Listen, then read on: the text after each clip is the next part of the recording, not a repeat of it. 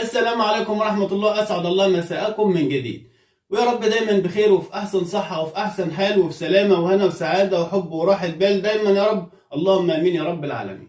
الشعب السوري الجميل، الشعب السوري العظيم، الشعب السوري الشقيق، الشعب السوري الأصيل المتأصل اللي توب الشهامة والجدعنة والكرم والجود والصبر والنضال والكفاح على جسمه بالملي مظبوط ومحبوك ومتفصل.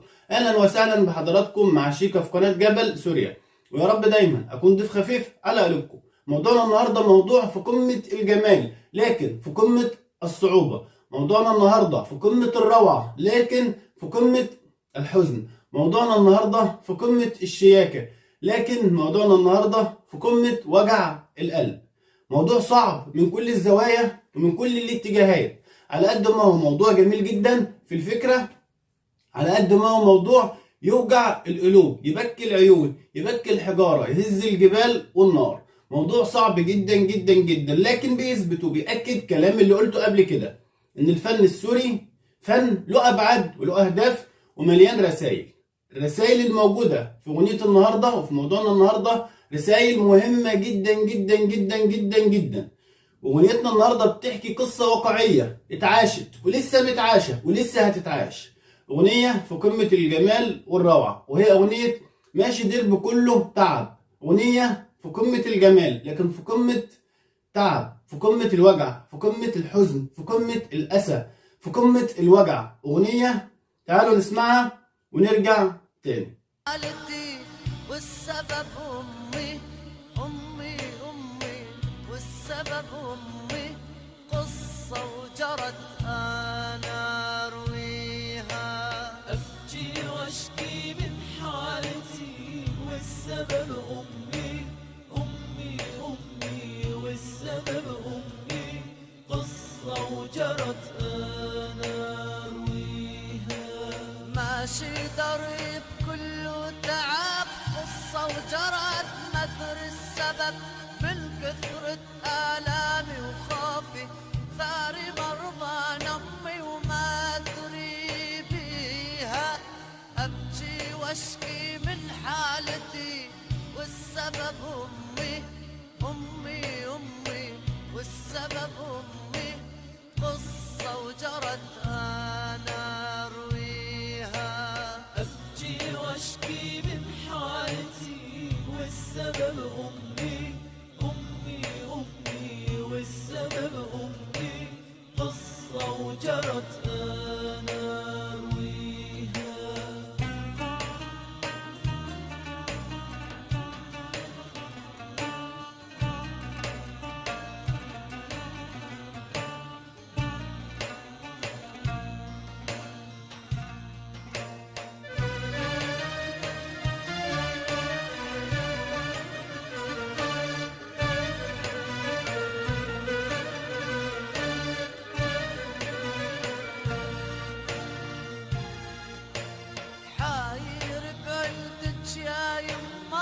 جرحي اني منه يلمه، انت تعبتي وربيتيني، اش ما سويت الامي ما جازيها. رحت ودمعتي بعيوني والسبب امي امي امي والسبب امي، بصفحة حزن انا اطويها. رحت ودمعتي بعيوني والسبب أمي أمي أمي والسبب أمي، صفحة حزن أنا أرويها. حاير بعلتك يا يما، جرحي اني منه يلمه، انت تعبتي وربيتيني، اش ما سويت الامي ما جازيها. رحت ودمعتي بعيوني والسبب امي امي امي والسبب امي، صفحة حزن انا اطويها. رحت ودمعتي بعيوني والسبب أمي أمي أمي والسبب أمي، صفحة حزن أنا أرويها.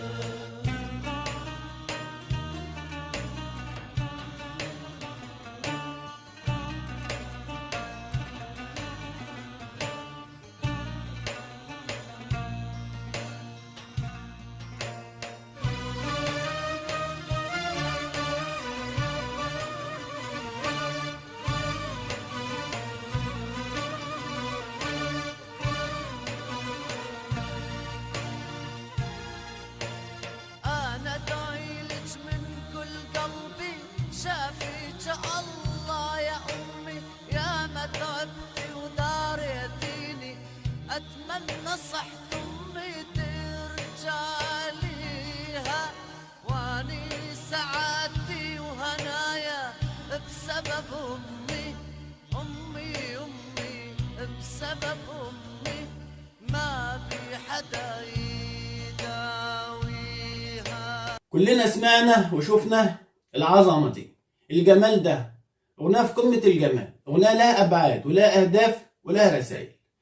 رسائلها المهمة جدا إن أي حد يعني عنده الكنز، عنده حتة الياقوت، حتة الألماظ، الحتة اللي هي عينه قلبه اللي هي الأم، يشيلها في عيونه، يخاف عليها، يشيلها في عيونه، لأنها هي بالنسبة له الشمس والهواء والقمر وكل حاجة.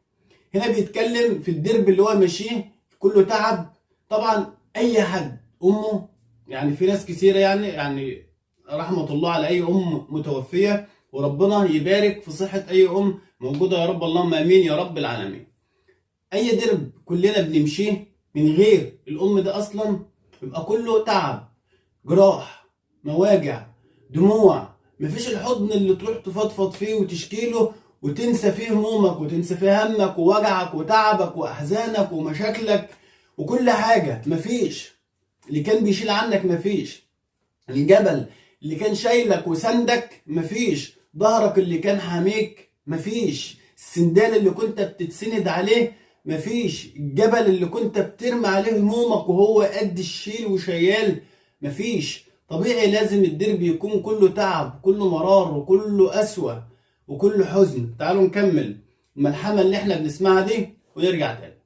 واني سعادتي وهنايا وبسبب أمي، أمي أمي وبسبب أمي ما في حدا يداويها. أنا ضايلك من كل قلبي، شافيك الله يا أمي، يا ما تعبتي وداريتيني، أتمنى صحت أمي ترجع ليها، واني سعادتي وهنايا وبسبب أمي. أمي أمي وبسبب أمي ما في حدا يداويها.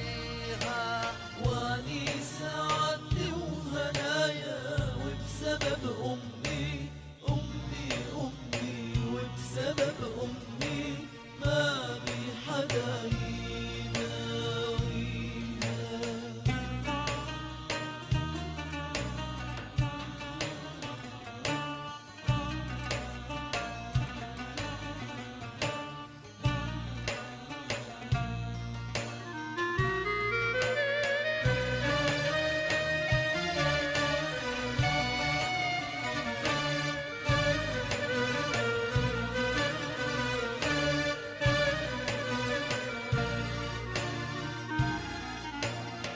خلق يا ناس هذه أمي، دمها يجري ويا دمي، كل شي يتعوض بالدنيا إلا أنت يمي ما لاقيها. لا رادت الروح مني أمي يا أمي، أمي أمي أمي يا أمي، حتى القلب أنا أعطيها.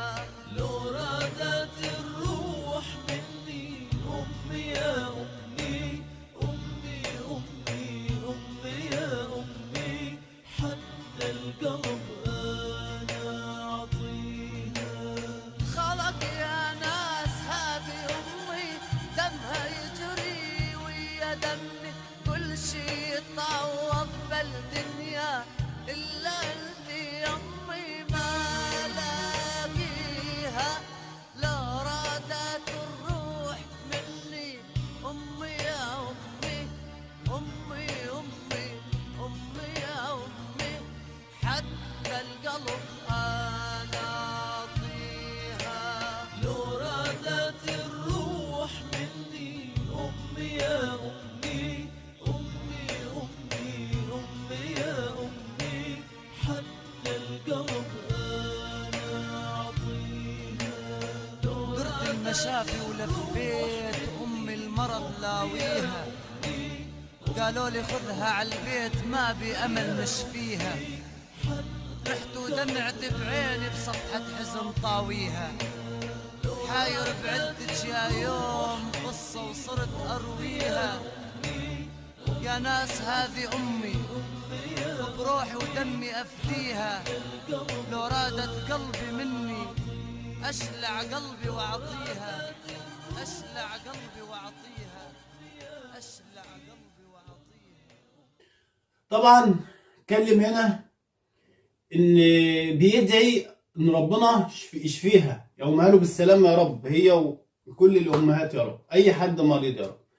احنا بنتكلم بس على موضوع الاغنيه، بيتكلم ان ربنا يشفيها، يفديها بالقلب بروحه بعينه بكل حاجه، لان هي بالنسبه له كل حاجه، وهي بالنسبه لاي حد الام هي ما هي كل حاجه، فبدأ ربنا يشفيها، فداها القلب والعيون وحياته وعمره وكل حاجه، بس ترجع تاني ربنا يشفيها ويعافيها، علشان من غيرها الدرب كله تعب وكله مواجع وكله احزان وكله مرار، كله قسوه وكله نار وكله وجع، كله حزن، كله شجن، مفيش فرحه، مفيش فرحه، كل حاجه طعمها اتغير، كل حاجه شكلها ولونها اتبدل، الفرح بقى جراح بقى جرح، السكر طعمه مرر بقى ملح، الفاتح بقى لونه غامق داكن، كل حاجه بتتغير. ده يا جماعه ده موضوع محسوس ملموس، ده مش مجرد كلام انشا بيتقال او مزايده او مبالغه او كلام جميل او معاني جمال، مفيش الكلام ده. احنا بنتكلم هنا قدام صوره واقعيه، احنا بنتكلم قدام فكره وقصه حقيقيه عايشه ومتعاشه في كل بيت وفي اي مكان في الدنيا،